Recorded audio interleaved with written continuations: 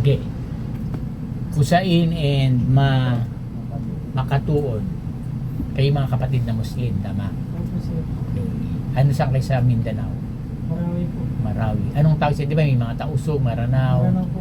Maranao kayo parehas. Hindi, wala tayong ano doon na kasi kami may mga kasama kami Muslim. Ang mga kapatid na Muslim, marami ako naging guard ng Muslim.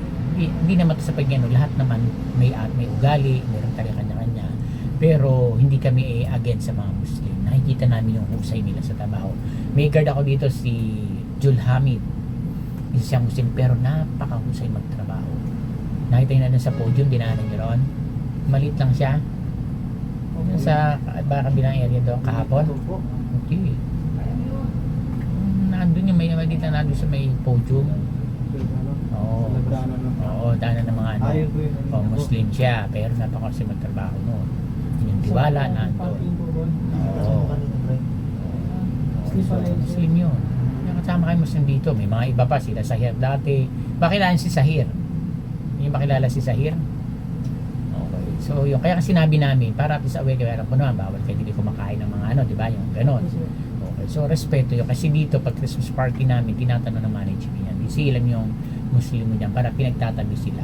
Pag team building kami, hinatabi yung pagkain na kasi di pwede yung halo-halo eh. Separate yan nasa kanila. So, yun yung kailangan kasi respeto sa paniniwala. May kanya-kanya tayong paniniwala, ganyan talaga, pero isa lang naman ang patutunguhan no, kung sino, respeto na lang. Meron yung pag-uusapan ng mga religion, mahabang usapin yan. Walang nanalo, walang natalo dyan. Ang importante yan, yung paniniwala mo, respeto. Paniniwala mo, respeto. Hindi kayo mo kumakanya, respetuhin mo. O di, bakit hindi ka ay ganun dito? Maging pag-uusapan yan kasi marami nag-aaway dyan, ha? Ako, nagtatanong ako dyan, sila sa Hirnon, ano ba yung ano mas? Kasi kinukwento niya ganito, okay. Para at least may idea ako, hindi para kutyain or para alam ko, ganun pala, tama naman, ang ganda ng ano nila. Ha? Mag? Sige, saglit na, matatapos naman na tayo. So yun ha, so maliwanag tayo, kaya dapat aware kayo sa magkakasama, wala rito Muslim, walang Kristiyano, walang Catholic, walang Christian, walang ano, iisang natin. We are one. Magkapatid tayo sa Panginoon, kay Allah, kung ano yung tawag ninyo, kay Jesus Christ. Diba? Ganyan eh. Isa-isa lang naman yan eh.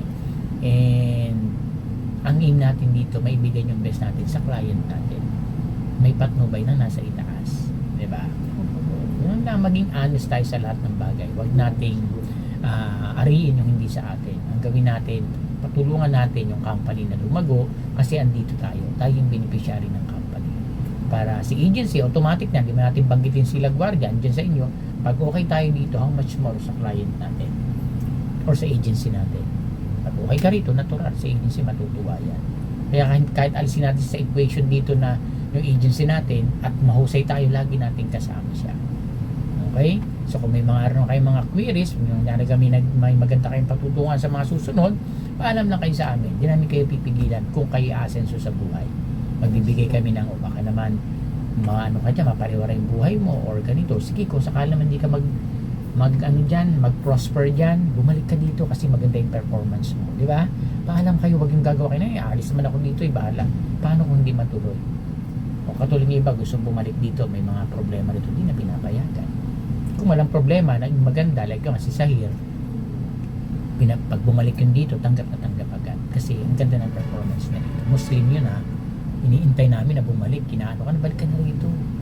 Hindi pa nagme-message sa akin. Diba? Mas maganda yung ikaw yung pinanghihinayangan kaysa ikaw nanghihinayang in return. Sayang, malis ako doon. Diba? Pag ang kapay nakakapanghinayang yung tao na yung guard na yun, sayang na wala dito. Diba? So doon, ayusayin ninyo, kayang-kaya nyo yan. Okay, so yun lang naman yung ano natin. Kung wala na mga tanong, pupunta ako sa management at least i-endorse ko to.